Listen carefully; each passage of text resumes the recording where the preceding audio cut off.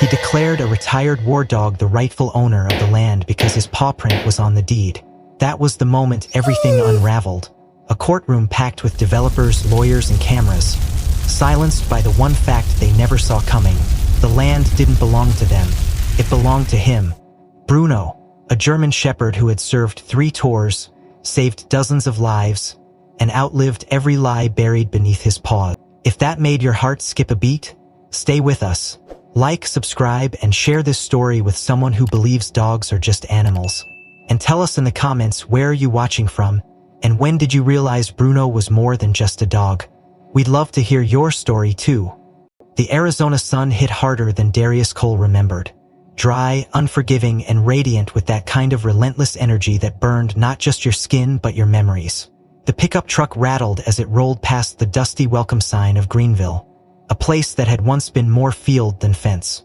Now, chain-link gates glinted in the distance, and the skyline, what little there was, bristled with freshly built roofs. Darius squinted through the windshield, one hand loosely gripping the wheel, the other resting protectively over the worn leather collar of the dog sitting beside him. Bruno sat tall in the passenger seat, ears perked, brown eyes alert beneath a black and tan mask. His body barely moved, but Darius could feel the tension radiating from him like static electricity. "You feel it too, don't you?" Darius muttered, voice low and tired. He hadn't spoken much since the plane touched down in Phoenix 2 days ago. After 8 months in Haiti with the disaster relief unit, you'd think nothing back home could shock. But as he took the final turn toward the land that had once been his grandmother's, his land shock didn't even begin to cover it. It used to be open, you could see for miles. A few rusted training obstacles still standing, the bones of an old barn, and the creek that sliced quietly through the east edge of the property. Now that view was gone. Fences stood tall and new. Rows of beige townhouses lined the horizon. A manicured sign rose out of where his grandmother's rose bushes used to bloom. "Welcome to Silver Grove Estates, where living is peace of mind." The irony nearly made Darius laugh. Bruno let out a low growl. Darius stopped the truck. They sat still, staring. His chest tightened as his eyes scanned the neat concrete paths where he and his grandmother used to train military dogs. This wasn't a development. It was an erasure, a rewrite of history in stucco and HOA bylaws. He stepped out of the truck, and Bruno jumped down beside him, nose already to the ground, sniffing with sharp, agitated focus. A woman in a pastel blazer and heels appeared on the sidewalk, clipboard in hand. She looked manufactured, like she came with the buildings. "Hello, sir, are you lost? Sales appointments are on Thursdays and Saturdays, by the way. But you can still pick up a brochure if you like," she chirped. Darius didn't answer immediately. He stared past her to the rows of homes, noticing the precise landscaping, the identical mailboxes, the fake charm of it all. Then he reached into his jacket and pulled out an old folded deed. "No, I'm here for something else. This land belongs to me," he said, voice even but edged with steel. Her smile faltered slightly, then returned, tighter. "Oh, you must be mistaken. Silver Grove was cleared through every legal channel. Let me stop you right there." He unfolded the deed, pointing to the legal description of the parcel. "This property was passed to me by my grandmother, Viola May Cole. She died 3 years ago. I've been overseas, but I never sold it, never gave it up." Bruno began pacing beside him, head lowered, tail stiff. The woman looked down nervously at the dog. Is he safe?" she asked, voice dropping. "Only if you are," Darius replied, his gaze never leaving the sign. "Where's your head office?" A flicker of discomfort passed over her face. "Second block, the one with the glass windows. Miss Barrington is the HOA president. She's in today." Darius nodded. "Come on, Bruno." They walked past pristine homes, each indistinguishable from the last. The sidewalks were too clean. The silence felt choreographed. Residents peeked through blinds. He saw joggers pause, wary of the man in the dust-covered boots and the war-weathered dog at his side.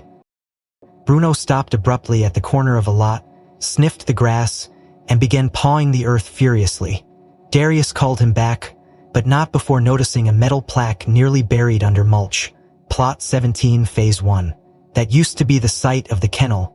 He could still see, in his mind, the shadows of German shepherds leaping through tires, barking at commands his grandmother barked with fierce precision. By the time they reached the admin building, Darius's pulse had quickened. He wasn't one to react. He'd spent 15 years training K9s, comic riots, leading men. But this felt personal. Worse, it felt intentional. He pressed the buzzer and waited. The door clicked. Inside was marble flooring, air conditioning, and walls lined with fake plants and HOA propaganda. At the far end sat Celeste Barrington, a woman who looked like she hadn't stepped outside since 2003. Blonde, polished, and with a stare that calculated more than it welcomed. She rose with a tight smile. "Mr. Cole, I presume," she said smoothly. Her eyes flicked toward Bruno, who stared back unflinchingly. "Please, sit." He remained standing. "Why are there homes on my land?" Her voice sweetened, but Darius had seen the kind before officers who thought a smile could smother the truth. "Your grandmother signed an agreement back in 1998 allowing for phased development in case of abandonment. When we sent notices to the registered address and received no response, we followed protocol." He said, "This is based on a racist. The old kennel, it burned down." She gave a small, practiced frown. "We're not responsible for updating owner contact information. We follow what's on file." He took a slow breath. "And how many homes are built here now?" Silver Grove currently holds 120 residences. Phase 2 includes a dog park and wellness center. The mention of a dog park made something burn behind his eyes. This land was for working dogs, not poodles on yoga mats. Celeste's smile never wavered. "Well, everything evolves." Outside, Bruno let out another low growl. His ears twitched. He could feel what Darius was just starting to understand. This wasn't a misunderstanding, it was a theft hidden in plain sight. The night fell heavy over the rented motel off Highway 91, where Darius and Bruno holed up after their confrontation at the Silver Grove HOA office. The place smelled faintly of bleach and regret, with flickering lights and peeling wallpaper that reminded him too much of barracks he'd once slept in during worse times. Bruno sat curled near the door, eyes sharp, tail occasionally thudding against the floor like a ticking metronome. Darius didn't sleep. Not really. He sat hunched over the edge of the bed with a duffel bag open, pulling out pieces of the past like it might save the future. There, nestled between an old service patch and a weather-worn training whistle, was Bruno's original tactical collar, thick, scuffed, stitched with his unit designation. Something about it made Darius pause. He ran his fingers over the inner band, where a microchip had once been embedded for battlefield tracking. Curious, he grabbed his scanner from the duffel. The device powered up with a soft chirp. He waved it over the collar once, twice. On the third pass it beeped. A green light flickered. Active. Darius narrowed his eyes.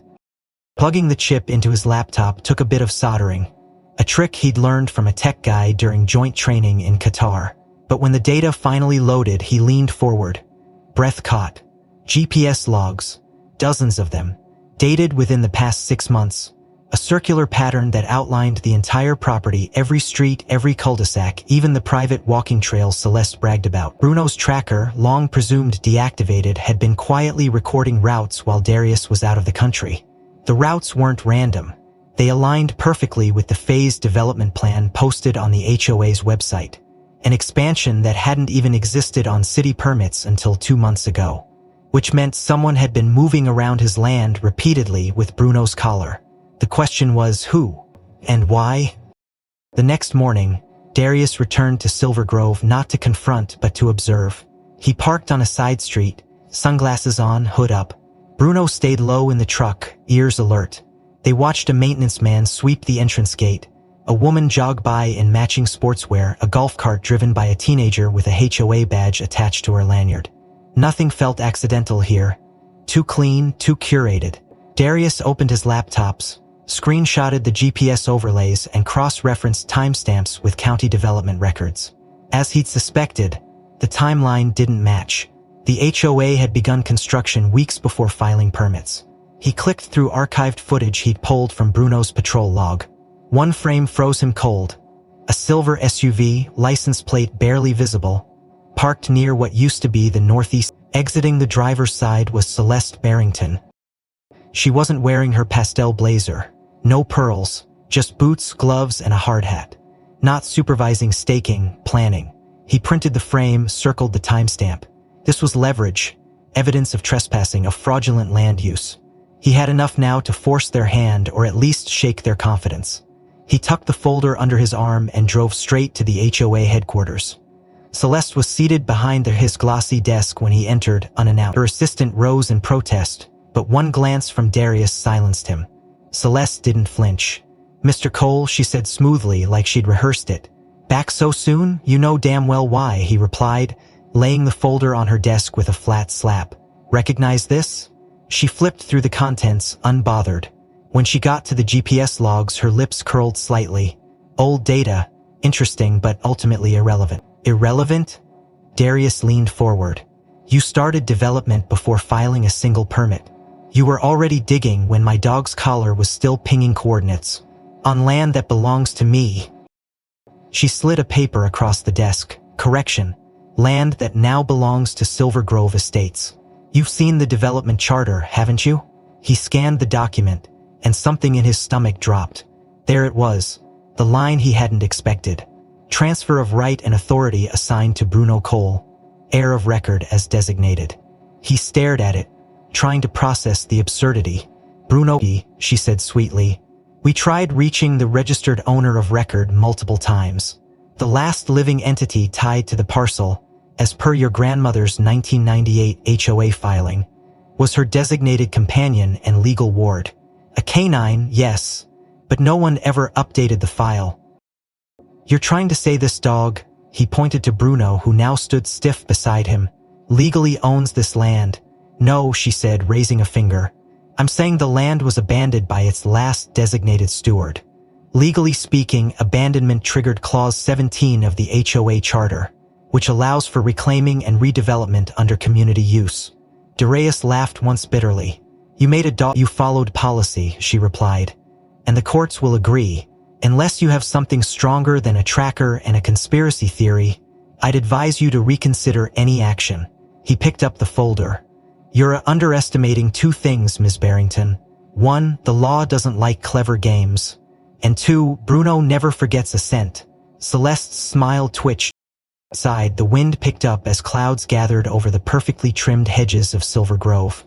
Darius walked back toward the truck, Bruno at his side, both of them quiet, calculating. He knew now that this wasn't just a bureaucratic mess. It was deeper, deliberate, a theft covered by policy, dressed in HOA language and development doublespeak. But Bruno had been here. He had walked those streets when Darius couldn't. He'd seen what no one else noticed. Now, the question wasn't whether the land had been stolen. The question was, how much of it they could take back before someone tried to bury the truth for good.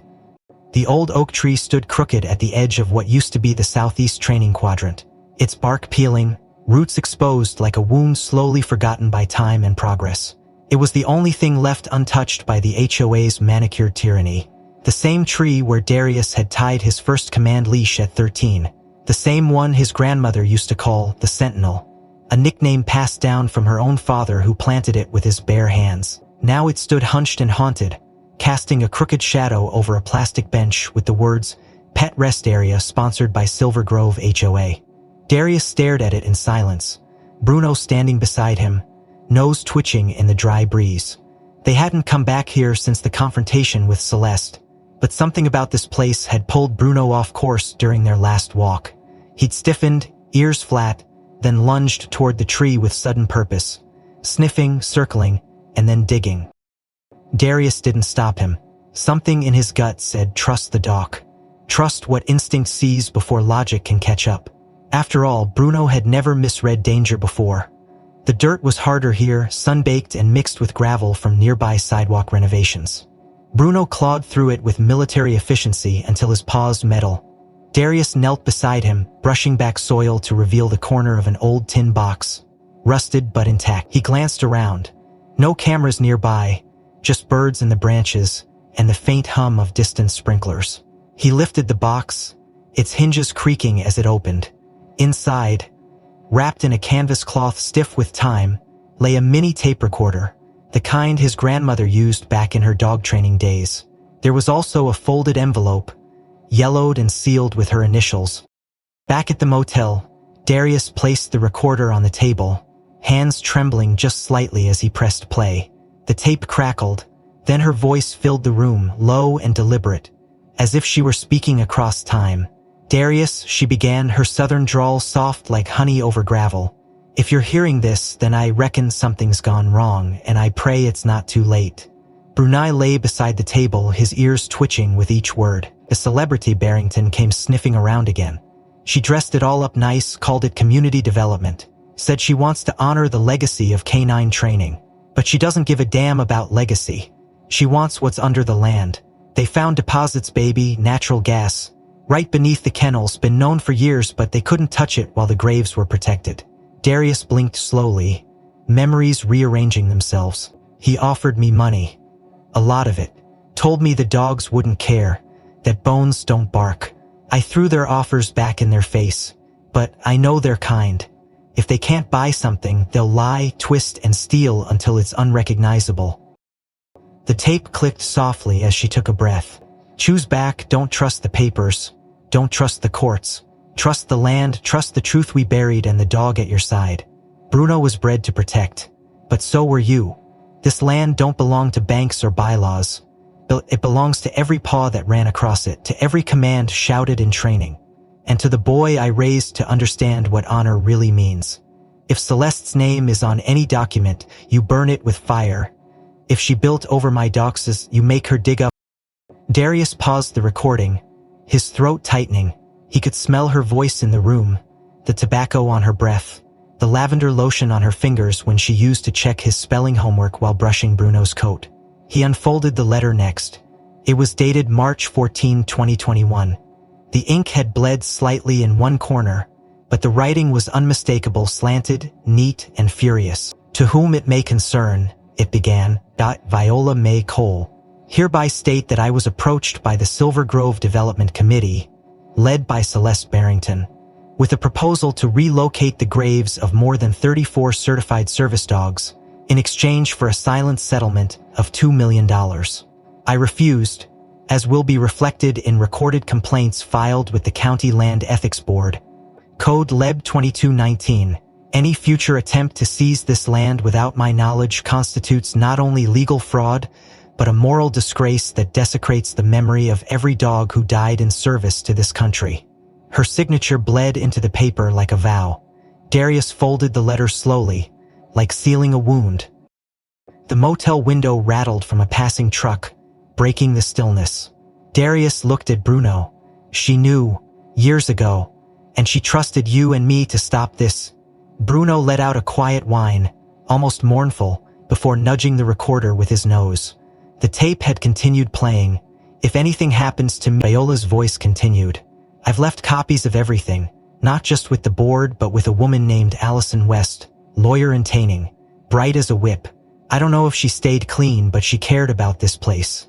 Look her up. If you need to prove what they did, she might have the last brick you need to knock down their whole rotten house."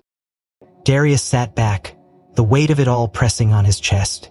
The evidence he'd found so far, GPS logs, fake ownership filings, premature development, all added up. But this was different. This was motive. A graveyard turned gold mine. He turned to his laptop, pulled up public records for LEB 2219. The complaint was there, filed and marked closed due to lack of response. Someone had buried it, literally, but not completely. He opened a browser and searched Allison West Arizona Bar. Her name popped up in a few old law blog forums. Then, a hit on LinkedIn. Former junior legal assistant, : Current status, unlisted. He scrolled further. A Reddit thread on HOA corruption. A comment by a user named AWest44 caught his eye. Not all land grabs are about property. Some are about what lies beneath it. Darius stood, fire back in his spine. "We're going to find her, Bruno," he said. "And when we do, we'll bring everything." Bruno let out a single bark, sharp and clean, like the snap of a salute. Outside, the wind had picked up. Storms were building. And deep beneath the concrete paths of Silver Grove, the bones of 34 silent soldiers waited for someone to remember their names. Darius stared at the screen, rereading the Reddit comment from AWAST44 when a sudden buzz rattled his phone on the motel nightstand. Unknown number, he let it ring twice, then answered. Voice low and flat. Cole, a beat of silence, then a male voice came through raspy, nervous, like a man used to whispering in corners. You don't know me, but I know you. And I know Celeste. Who is this? Name's Tobias Shaw. I used to work with the HOA, legal compliance officer until 6 months ago. I saw things you wouldn't believe, but you're gonna need to hear them. You got time to meet? Darius didn't blink. Where? Westgate Dog Park, 11 p.m. Come alone. But bring the shepherd, he'll know if I'm lying. The man on the bench looked like he'd been waiting his whole life to confess. Graying at the temples, sharp eyes, shirt tucked but sweat-stained at the collar. Tobias Shaw lit a cigarette with shaking hands, watching Bruno circle him once, sniffing deep. Then the dog sat silent, neutral. That was enough for Darius. Talk. Tobias exhaled smoke through clenched teeth. You think this land's the first one, Celeste? He shook his head. It's not. Try West Ash Creek back in 2018. That used to be Fort Mira Canine Training Field, 40 acres, 15 war dogs buried out there. Darius folded his arms. Let me guess, it's a condo complex now. Exactly, Tobias said bitter. And when a retired handler tried to file a motion to block construction, 2 K9s from the protection detail guarding the perimeter got sick. Dead within 48 hours. Autopsy sealed under training complications. But I saw the tox reports. Cyanotoxins. Slipped into the water bowls. Darius's stomach turned. You're saying she poisoned military aid docs? Not saying. Swearing. Tobias hissed. And I got the paper trail, emails, staff memos, shredded drafts I pieced together. She called them collateral obedience liabilities. Like they were obstacles, not animals. Bruno growled low under his breath. Tobias looked at him and nodded. That one's smart, I can tell. Watch your six, Celeste won't make the same mistake twice. Darius didn't speak. He turned without another word. Bruno at his heel, mind spinning with rage and calculation. 2 days later, the retaliation came. Not against Darius, but against Bruno. A formal HOA complaint was filed claiming Bruno had barked aggressively at a child during a community walk. No footage, no injuries, just an anonymous accusation bolstered by a few neighbors' testimonies conveniently scripted and eerily uniform. The local animal control unit knocked on Darius's door with a court order signed by a municipal judge. Clearly in Celeste, temporary behavioral isolation, the officer muttered, not meeting Darius's eyes. Bruno stood by the door, leash already clipped, head high. He didn't resist as they led him away. The isolation facility sat on the outskirts of town, a mix between a veterinary center and a warehouse, lined with chain-link fencing and antiseptic denial. Bruno was placed in a corner pen, clean but cold, far from anything resembling comfort. Cameras tracked his every move. Most dogs barked, some whimpered. Meanwhile, Darius launched every appeal he could. Nothing moved. The system was slow, intentionally thick with red tape. He knew what they were doing. They wanted him off balance, and they wanted Bruno out of the picture. Then came the night of the storm. Rain hammered the steel roof of the facility. Power lines trembled, and somewhere in the back of the building a maintenance error triggered a chain reaction. A faulty heating coil in the intake wing malfunctioned. It wasn't caught in time. At 1:47 a.m. the fire alarm tripped. But it wasn't fire, it was a slow hiss of melting insulation, wet sparks and shorting circuits. The kennel staff scrambled to assess the damage. That's when Bruno moved. A girl no older than 7 had been placed temporarily in the staff nap room that doubled as a holding area during emergencies. She was the daughter of one of the janitors, left alone while her father mopped floors 2 buildings over. The circuit beneath the wall heater began to pop. Smoke curled near the ground. The child slept on a makeshift cot, unaware of the danger blooming in the wires behind her.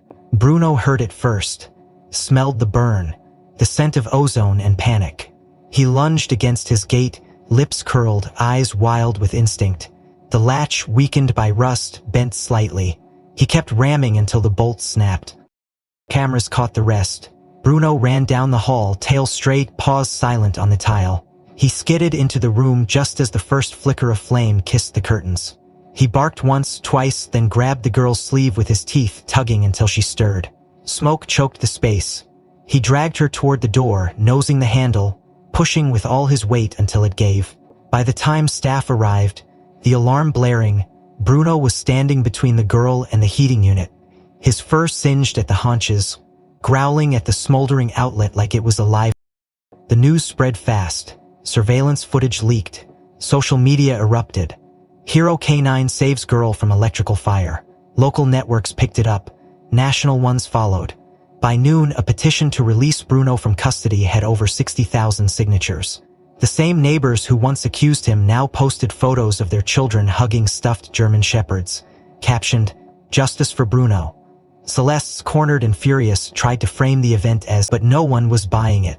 The town, once quiet and complicit, was now buzzing with anger.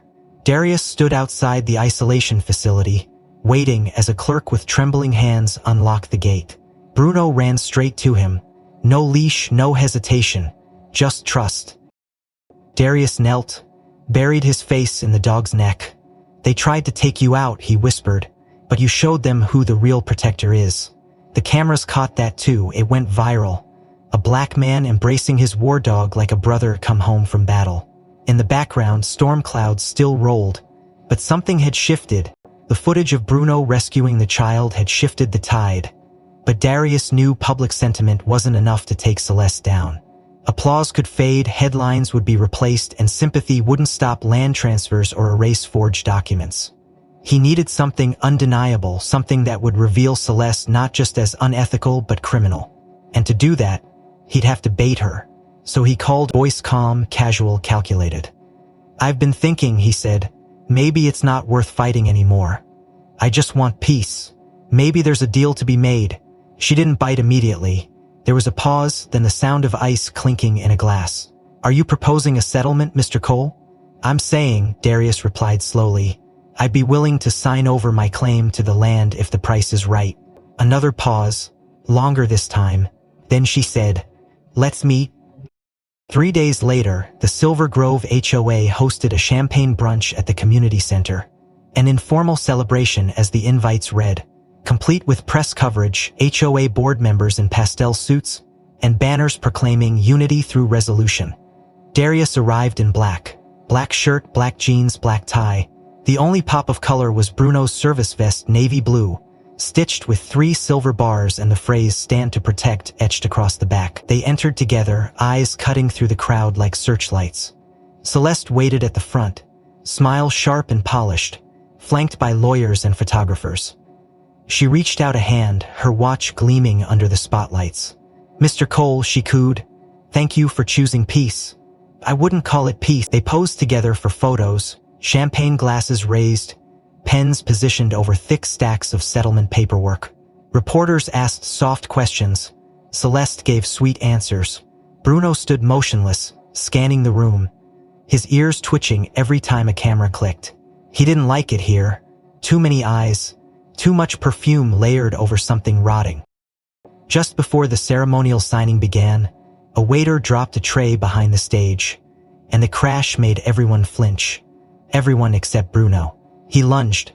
Not wild or erratic, but with sniper precision. One leap, one paw to Celeste's wrist, and his claws sliced straight through the cuff of her cream blazer. The fabric tore like paper. Her gold wristwatch flew off and hit the floor with a metallic clatter. Security rushed forward. Celeste gasped, staggered back, hand trembling. "Control your animal," one of the board members shouted. "He's trained," Darius said calmly. "If he moved, there was a reason." He bent, picked up the watch, turned it over. It was heavier than it should have been. Slight bulge on the underside. He pressed a button, tiny red light blinked. "Who is this?" he asked. No one answered. Darius tapped the face. A recording began to play. The room went still. First came laughter, low, female. Then Celeste's unmistakable voice, slightly muffled but smug. "He's desperate, you can see it in his eyes. If he wants to hand over the land, let him. We'll write the narrative." A pause. Another voice, a male one, her legal advisor perhaps. "What about the dog? You really think he'll stay quiet?" Then Celeste again. Colder this time. "Bruno, please. He's just a dog. If he becomes inconvenient, I'll make him disappear." Like the others. Murmurs spread like fire. Chairs shifted, phones lifted. Someone started recording. Celeste reached for the watch, but Darius pulled it back. You want to finish the audio, he asked, or should we play the whole thing at the press conference? She tried to compose herself. That was private. Taken out of context. This is illegal.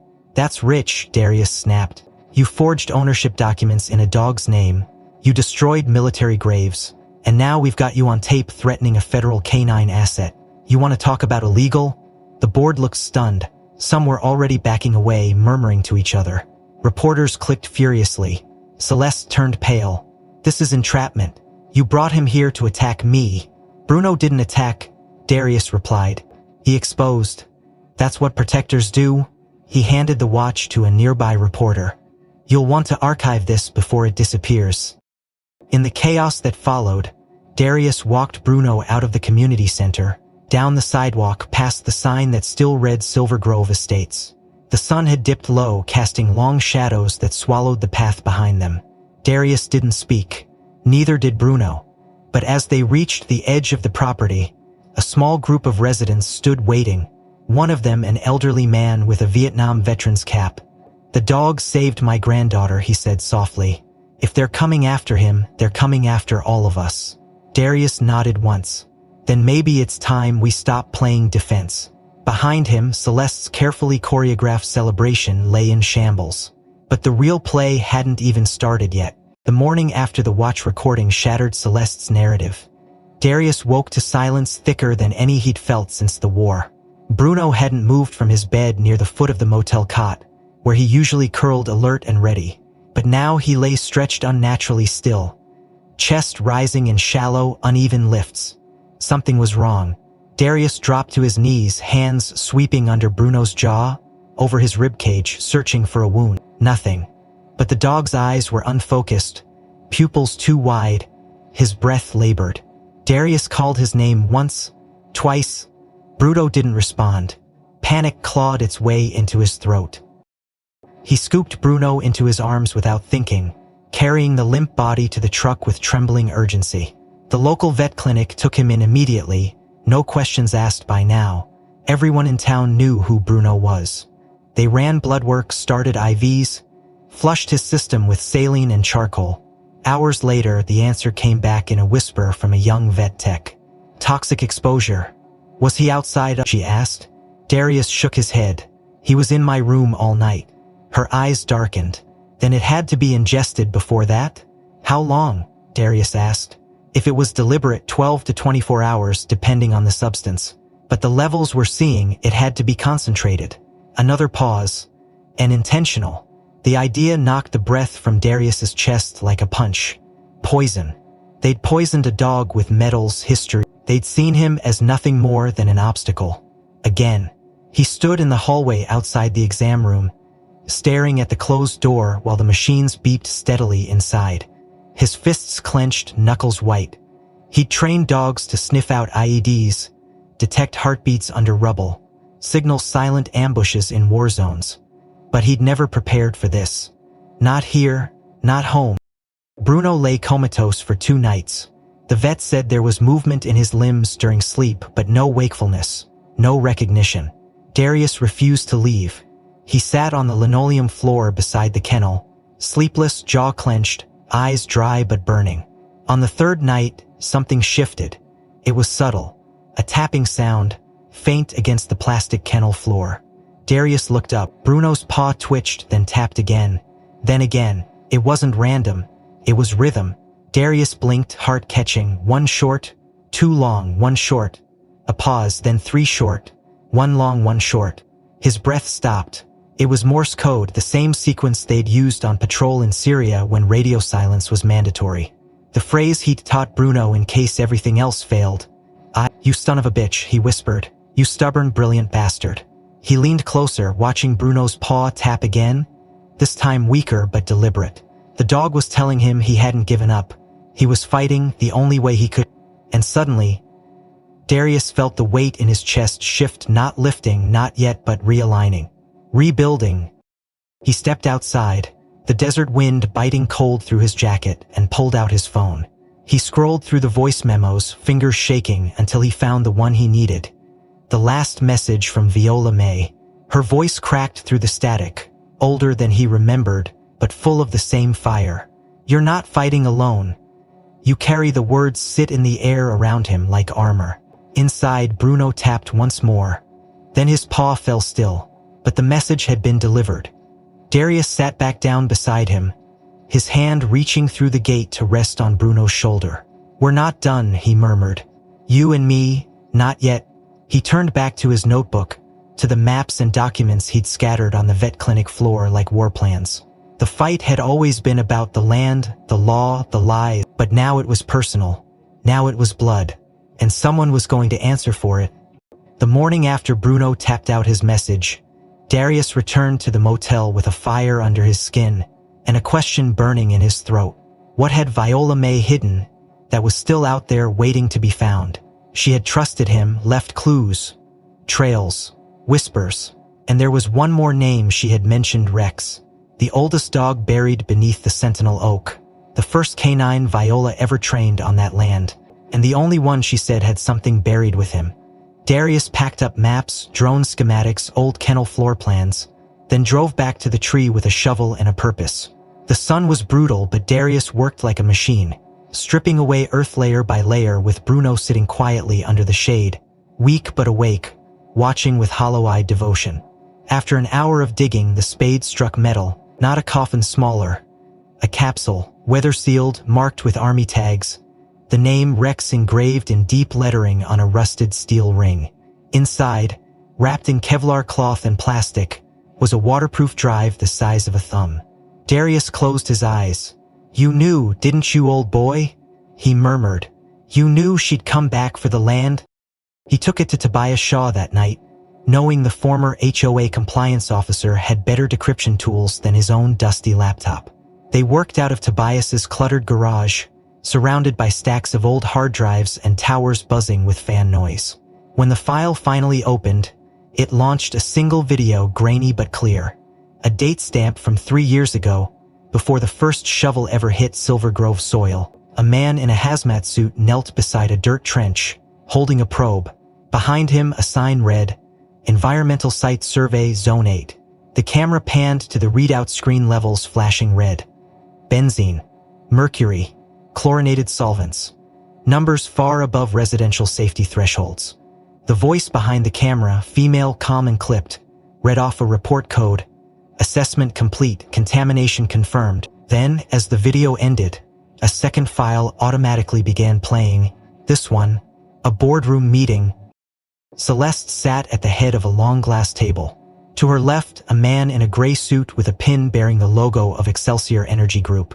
"You understand," he was saying, "if this data is entered into public record, this land becomes radioactive figuratively and legally. It'll take a decade just to get permits again." Celeste leaned forward, hands folded. "What do you need from me?" "Silence," the man said simply. "And consent to a phased plan. We let the HOA develop, install limited plumbing to avoid deep drilling. Wait 5 years. Then you condemn it due to underground risk. Declare it uninhabitable. We buy it for pennies. Convert it to energy infrastructure." "And the public?" she asked. "Will believe what you tell them," he replied. "If they don't, our friends on the zoning board will make sure they're too buried in paperwork to fight it." 10 million, Celeste said. "Half now, half when phase 2 clears zoning." The man didn't hesitate. "Done." The screen faded to black. Darius and Tobias stared at each other, the weight of what they'd seen coiling in the silence, like a live wire. "She built a neighborhood on poisoned ground," Tobias whispered. "She didn't just bury dogs. She buried truth." Darius nodded slowly, jaw tight. "And she sold it to families, veterans, kids." Darius didn't sleep that night. He sat with Bruno on the floor of the motel, the drive clutched in his hand, thinking of all the kids riding bikes on those pristine streets, of mothers gardening beside poisoned dirt, of the fire in Viola's voice when she said, "Bones don't bark, now they would." He began assembling the pieces. He mapped it all on a wall-sized whiteboard at Tobias's place, drawing lines, dates, names, payoffs. The $10 million 0 cents was traceable. funneled through 2 nonprofits and 1 Cayman-based shell that Darius recognized from his time auditing foreign accounts for disaster zones. By morning, he had a timeline.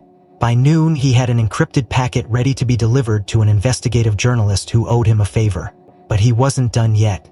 He wanted Celeste to see it all crash, not from behind bars, but from the podium where she felt most untouchable.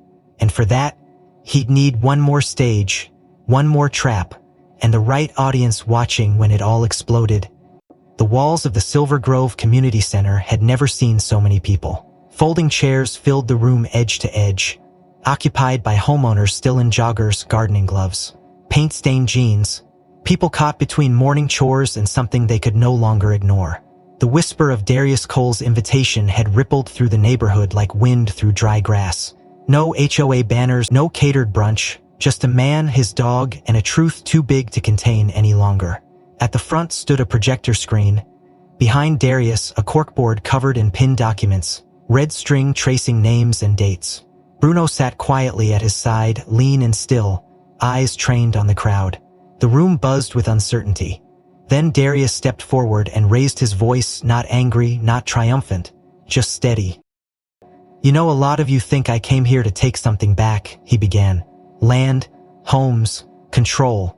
But that's not why I'm here. I didn't come to tear down what you've built. I came to expose what was built on lies." He let the words settle. "I'm not asking you to give up your homes. I'm asking you to help protect them from the people who sold them to you knowing they were poisoned, knowing they were part of a much bigger scheme." He clicked the projector. Images flashed on the screen.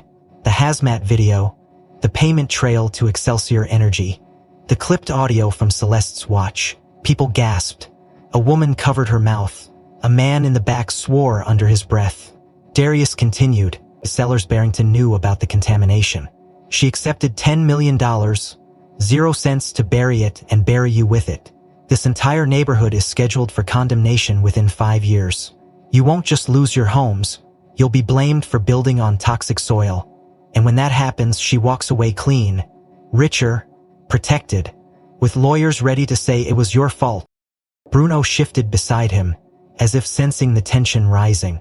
Darius looked across the faces: young couples, retired veterans, single mothers, first-time homeowners. "I know some of you love this place. Some of you sacrificed to be here. I'm not asking you to destroy it. I'm asking you to reclaim it." He reached down, lifted a thick folder from the table. "You've drafted a legal motion. It does 2 things. First, it protects every current homeowner from forced relocation or financial liability. Second, it unites your voices under a single civil action, one that makes clear you were lied to, you were victims, and you demand justice." He handed the folder to a woman in the front row. She held it like something sacred. "But it only works," Darius said, "if you stand together. I can't force it. But I can promise this. If you help me expose her, I will guarantee through legal partners and pro bono counsel that your property rights are defended. Your homes stay yours. Your children stay safe." Silence followed, thick and uncertain. Then a hand rose in the second row. A man with sunburned skin and paint under his fingernails stood slowly. "They rushed our sale," he said, voice rough. "We closed in under 2 weeks, never saw a soil report. They said everything was clean." A woman beside him stood next. "Our dog went missing the week after we moved in. Security said it was probably coyotes, but he was chipped. We never got a ping." Another voice from the left side of the room. "My mom's on oxygen. She's been getting nosebleeds since October. We thought it was the air conditioning. Now I wonder." One by one they stood. Stories unfolded like old paper. Quiet, bitter, real. A veteran with PTSD who bought the house because it was quiet and structured. A schoolteacher who took a second mortgage because the HOA promised long-term stability. A teenager who used to walk dogs for neighbors until 3 of them vanished in the same month. Darius listened, taking it all in. Tobias, standing at the back with a clipboard, handed out witness affidavits. People signed, some with shaking hands, some with fire in their eyes. By the time the last line was filled, 53 signatures had been gathered. More than enough. Darius stepped forward again. "You're not just homeowners," he said. "You're witnesses. You're the foundation of the only kind of neighborhood that matters, one that tells the truth. Bruno stood too, walking toward the center of the room. He stopped in front of a boy in a wheelchair and gently rested his head on the kid's knee. The room hushed. The boy smiled. Someone whispered, "That dog's not just a dog." The tailor looked at Bruno, then back at the people. "He's not, and neither are any of you." Outside, the wind picked up again. The sky over Silver Grove darkened, not with storm but with momentum. Something was changing. For the first time in a long time, the people inside that room didn't feel small. The courtroom was packed beyond fire code. Cameras embedded like insects in every corner, feeding live footage to news outlets across the country. For weeks, the Silver Grove case had gone from local scandal to national obsession. Not just because of the corruption, not just because of the environmental crimes, but because of Bruno. Everyone wanted to see the trial, where a war dog and a black veteran would challenge the real estate queenpin of the Southwest and her $10 million, 0-cents empire of polished lies.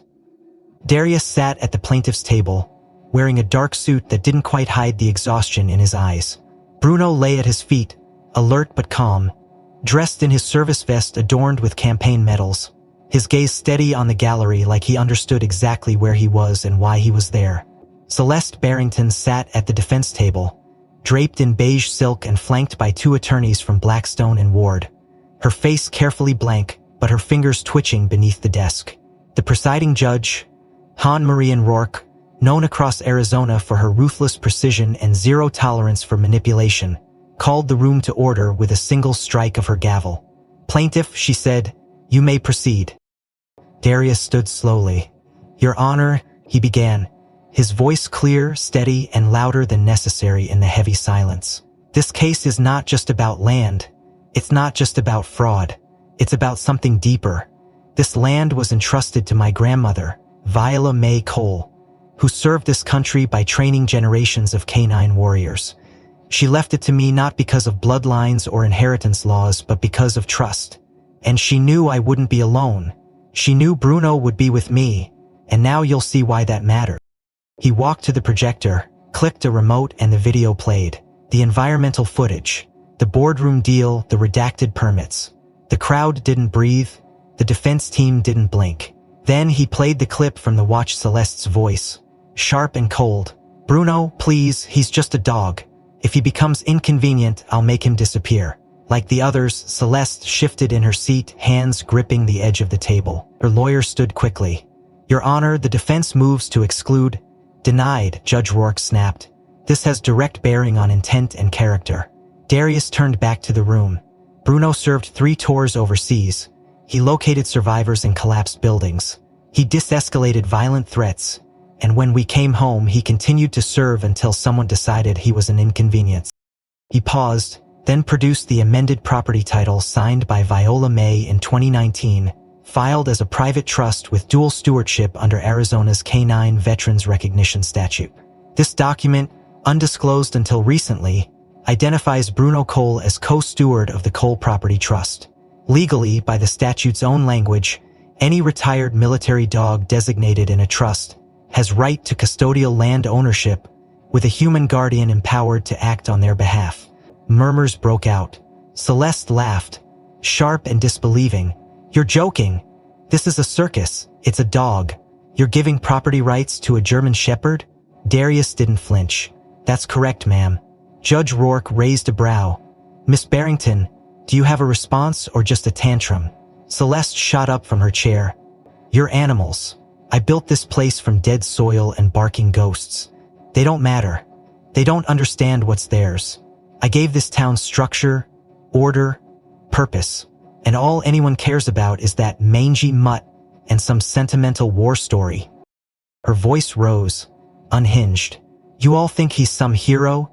He's a tool, a breathing mascot. I turned this dump into a community, and you people are ready to burn it all because of a dog that should have died years ago?" Gasps rippled through the room. The judge banged her gavel. "Order. One more outburst, Ms. Barrington, and I'll have you removed." But the damage was done. Celeste's face was flushed, her carefully curated persona splintered in full view of the nation. Judge turned to the jury box. "Ladies and gentlemen, you have heard the recordings. reviewed the documents and witnessed the conduct of both parties. In addition to fraud, the matter of property stewardship and rightful ownership now includes precedent under Canine Military Protection and Arizona Statute 38450. Does the jury find for the plaintiff? The jury foreman stood, voice clear and deliberate. We do, Your Honor. We find that Mr. Darius Cole is the legal guardian of Bruno Cole, and that both parties are rightful co-stewards of the property in question, with all development contracts under Celeste Barrington deemed invalid due to concealed contamination and fraudulent conveyance. Applause erupted. Reporters stood. Judge Rourke struck the gavel again. Furthermore, she continued, this court recognizes Bruno Cole, retired U.S. military canine, as a protected entity under the Extended Guardianship Clause, granting Darius Cole full authority over all decisions regarding the use, protection, and stewardship of the Cole Property Trust. Darius sat slowly, one hand on Bruno's shoulder. The dog pressed his head gently into his thigh, eyes closing for just a moment. Not because he was tired, but because he knew the fight wasn't over. The sky over Silver Grove was cloudless that morning, a wide stretch of blue so still it felt reverent, like the land itself was holding its breath. Flags lined the sidewalks, not the slick HOA banners of old, but cotton flags handmade, uneven, beautiful, each bearing the name of a fallen canine, stitched by volunteers, school kids, old veterans, and young families alike. The community had gathered in the open field near the old oak, the tree that had once been nearly bulldozed but now stood like a sentinel in the middle of a transformed sanctuary. Rows of folding chairs faced a newly raised granite monument, simple but commanding, set into the earth where the original kennel had stood. A small brass plaque at its base read, Viola's Sanctuary in honor of every companion who never left the line. Darius stood off to the side in a clean dress shirt and slacks. No tie, no medals, just Bruno at his side and a look that mixed humility with a kind of earned gravity. Next to the podium, a U.S. Army colonel cleared his throat and adjusted the microphone. Today, he said, we recognize not just the courage of those who served in silence, but the ones who reminded us what service really means. He gestured to Bruno, who stood motionless but alert, as if he too knew this was more than ceremony. For that, it is our honor to protect children at home, and held the line when humans failed. For that, it is our honor to present him with the Distinguished Canine Medal of Valor. He stepped forward, lifted a thick navy blue ribbon lined with silver trim, and slipped it over Bruno's head. The audience, hundreds strong, rose to their feet. Not a cheer, not a shout, just silence. A full, sacred silence as people pressed hands over hearts and lowered their heads. Cameras captured the moment, but none of it felt performative. It felt like an oath, an unspoken vow to never forget what this animal had done for all of them. On the far end of the memorial, near the edge of the garden, sat the final engraving, etched in bold serif lettering, "We live in peace because one never slept." After the ceremony, people lingered. They shared stories not just of the trial or the headlines, but of how they'd found healing and how watching Bruno stand against something so much bigger than him reminded them to stand too. Darius stayed quiet, shaking hands, nodding thanks, but his mind was already at work, imagining what came next. The lawsuits were winding down. The injunctions had been lifted. The last of Celeste's hidden accounts had been traced and seized. But the land needed more than justice. It needed renewal. By early summer, construction began not for condos or pipelines but for something older, something rooted. Viola's Sanctuary took shape around the original footprint of the kennel grounds, designed with brick, reclaimed cedar, and copper fixtures that aged with dignity. Half was for housing retired service dogs, half for training therapy animals. A small clinic was built on site, funded by restitution payouts, staffed by volunteers. No fees, no corporate ties, just care.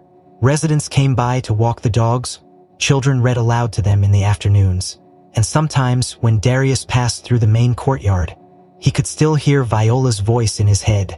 Every dog deserves a purpose. Every soldier a place to rest. That fall, the leaves came early, curling amber and gold around the edge of the sanctuary's porch. Darius sat on the old wooden steps with a bottle of root beer in one hand, the other resting on Bruno's back. The dog had aged.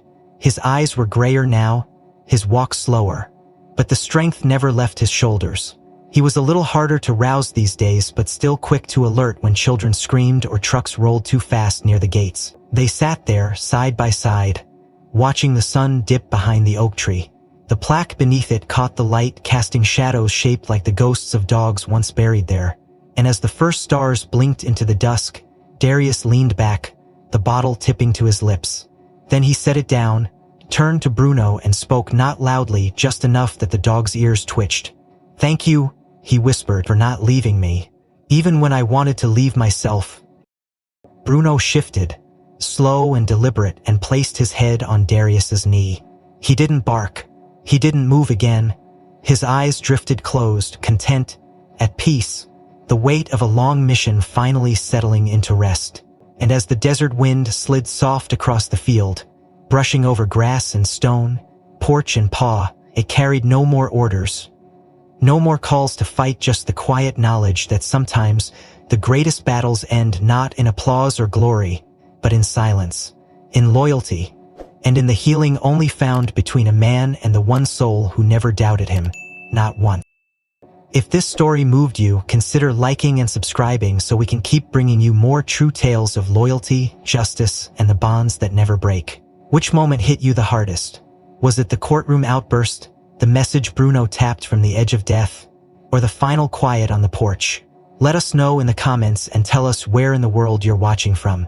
We read every story, every city, every heart.